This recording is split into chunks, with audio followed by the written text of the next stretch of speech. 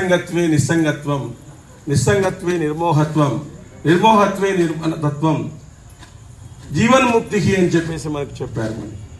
మరి ఇట్లాంటి అద్భుతమైనటువంటి ఉపదేశంతో మరి భజగోవిందం భజగోవిందం గోవిందం భజ మూఢమతే సంప్రాప్తే సన్హితే కాలే నహి రక్షతి దుఃఖింకరణే అని చెప్పినారు. అంటే నువ్వు ఏదో వ్యాకరణాలు పట్టుకొని అది పట్టుకొని ఇది పట్టుకొని అట్లా ఇట్లా అని చెప్పేసి భిన్నాభిప్రాయాలు ఉన్నాయి, అది ఇట్లుంది ఇక్కడ ఇట్లుంది అనేటువంటిది వేస్ట్ చేసుకోదయ్యా. భగవంతుణ్ణి త్రికరణ శుద్ధిగా నమ్ము. భగవంతుణ్ణి త్రికరణ శుద్ధిగా నమ్మితే నీకు మోక్షం అనేటువంటిది వస్తుంది. ఎప్పుడు భగవన్ నామస్మరణ చేస్తూ ఉండు. నీ మనసు ఆహ్లాదకంగా ఉంటుంది, నీ మనసు శుభ్రంగా ఉంటుంది. మనసు అనేటువంటి శుభ్రపడినప్పుడు మాత్రమే అది బుద్ధి వైపు ప్రయాణం చేస్తుంది. ఆ బుద్ధి మళ్ళీ ఆత్మ వైపు ప్రయాణం చేసి నువ్వు ఎవరు అనేటువంటి తత్వాన్ని నీకు తెలియచేస్తుంది అని చెప్పేసి శంకర భగవత్పాదులు మనకు చెప్పారు. ఈ సంసార సుఖంలో నువ్వు ఎంత సుఖంలో మునిగినా నీకు ఫైనల్గా వచ్చేటువంటిది బాధే తప్ప సుఖం అనేటువంటిది లేదు. కాబట్టి ఈ సంసార సుఖంలో తామరాకు మీద నీటి బొట్టు వలె ఉండు.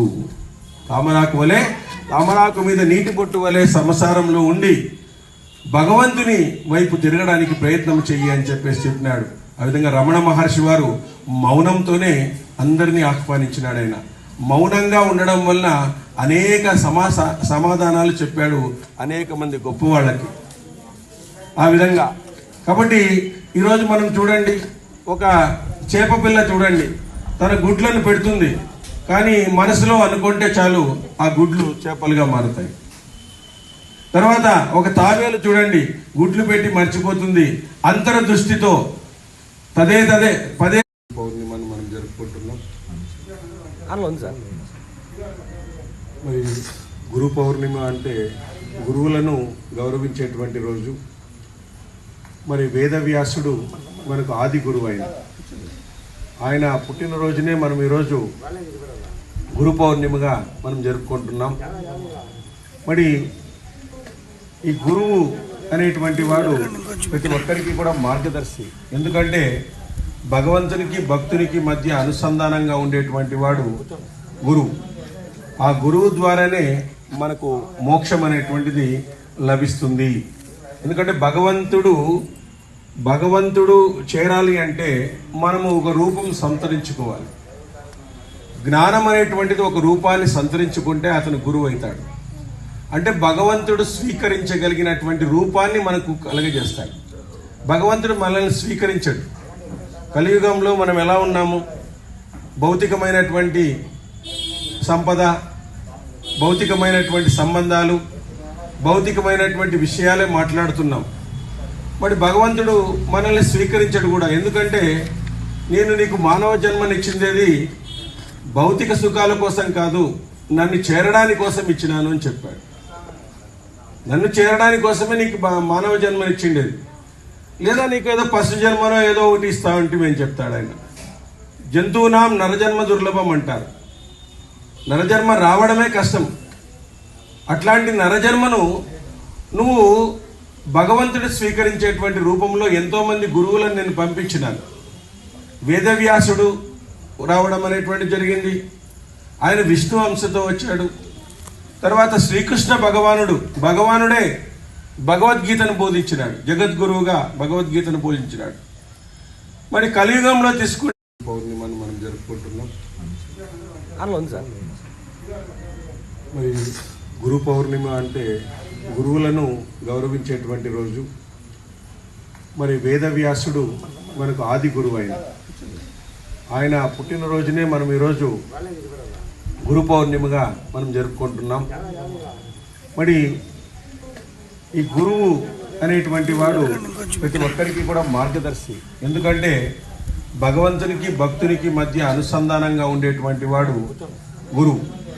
ఆ గురువు ద్వారానే మనకు మోక్షం అనేటువంటిది లభిస్తుంది. ఎందుకంటే భగవంతుడు చేరాలి అంటే మనము ఒక రూపం సంతరించుకోవాలి. జ్ఞానం అనేటువంటిది ఒక రూపాన్ని సంతరించుకుంటే అతను గురువు అవుతాడు. అంటే భగవంతుడు స్వీకరించగలిగినటువంటి రూపాన్ని మనకు కలగజేస్తాడు. భగవంతుడు మనల్ని స్వీకరించడు. కలియుగంలో మనం ఎలా ఉన్నాము? భౌతికమైనటువంటి సంపద, భౌతికమైనటువంటి సంబంధాలు, భౌతికమైనటువంటి విషయాలే మాట్లాడుతున్నాం. మరి భగవంతుడు మనల్ని స్వీకరించడు కూడా. ఎందుకంటే నేను నీకు మానవ జన్మనిచ్చిందేది భౌతిక సుఖాల కోసం కాదు, నన్ను చేరడానికి కోసం ఇచ్చినాను అని చెప్పాడు. నన్ను చేరడానికి కోసమే నీకు మానవ జన్మనిచ్చిండేది, లేదా నీకు ఏదో పశు జన్మనో ఏదో ఒకటి ఇస్తామంటే మేము చెప్తాడు ఆయన. జంతువునాం నరజన్మ దుర్లభం అంటారు. నరజన్మ రావడమే కష్టం. అట్లాంటి నరజన్మను నువ్వు భగవంతుడు స్వీకరించేటువంటి రూపంలో ఎంతోమంది గురువులను నేను పంపించినాను. వేదవ్యాసుడు రావడం అనేటువంటి జరిగింది. ఆయన విష్ణు అంశతో వచ్చాడు. తర్వాత శ్రీకృష్ణ భగవానుడే భగవద్గీతను బోధించినాడు. జగద్గురువుగా భగవద్గీతను బోధించినాడు. మరి కలియుగంలో తీసుకుంటే సంగత్వే నిస్సంగత్వం, నిస్సంగత్వే నిర్మోహత్వం, నిర్మోహత్వే నిర్మలతత్వం, జీవన్ముక్తి అని చెప్పేసి మనకు చెప్పారు. మరి ఇట్లాంటి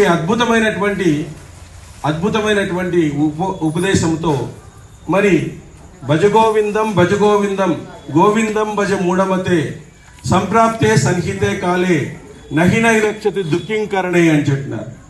అంటే నువ్వు ఏదో వ్యాకరణాలు పట్టుకొని అది పట్టుకొని ఇది పట్టుకొని అట్లా ఇట్లా అని చెప్పేసి భిన్నాభిప్రాయాలు ఉన్నాయి, అది ఇట్లుంది ఇక్కడ ఇట్లుంది అనేటువంటిది వేస్ట్ చేసుకోదయ్యా. భగవంతుణ్ణి త్రికరణ శుద్ధిగా నమ్ము. భగవంతుణ్ణి త్రికరణ శుద్ధిగా నమ్మితే నీకు మోక్షం అనేటువంటిది వస్తుంది. ఎప్పుడు భగవన్ నామస్మరణ చేస్తూ ఉండు. నీ మనసు ఆహ్లాదకంగా ఉంటుంది, నీ మనసు శుభ్రంగా ఉంటుంది. మనసు అనేటువంటి శుభ్రపడినప్పుడు మాత్రమే అది బుద్ధి వైపు ప్రయాణం చేస్తుంది. ఆ బుద్ధి మళ్ళీ ఆత్మ వైపు ప్రయాణం చేసి నువ్వు ఎవరు అనేటువంటి తత్వాన్ని నీకు తెలియచేస్తుంది అని చెప్పేసి శంకర భగవత్పాదులు మనకు చెప్పారు. ఈ సంసార సుఖంలో నువ్వు ఎంత సుఖంలో మునిగినా నీకు ఫైనల్గా వచ్చేటువంటిది బాధే తప్ప సుఖం అనేటువంటిది లేదు. కాబట్టి ఈ సంసార సుఖంలో తామరాకు మీద నీటి బొట్టు వలె ఉండు. తామరాకు మీద నీటి బొట్టు వలె సంసారంలో ఉండి భగవంతుని వైపు తిరగడానికి ప్రయత్నం చెయ్యి అని చెప్పేసి చెప్పినాడు. ఆ విధంగా రమణ మహర్షి వారు మౌనంతోనే అందరినీ ఆహ్వానించినాడు. ఆయన మౌనంగా ఉండడం వలన అనేక సమాధానాలు చెప్పాడు అనేక మంది గొప్ప వాళ్ళకి. ఆ విధంగా కాబట్టి ఈరోజు మనం చూడండి, ఒక చేప పిల్ల చూడండి, తన గుడ్లను పెడుతుంది, కానీ మనసులో అనుకుంటే చాలు ఆ గుడ్లు చేపలుగా మారుతాయి. తర్వాత ఒక తాబేలు చూడండి, గుడ్లు పెట్టి మర్చిపోతుంది. అంతర దృష్టితో పదే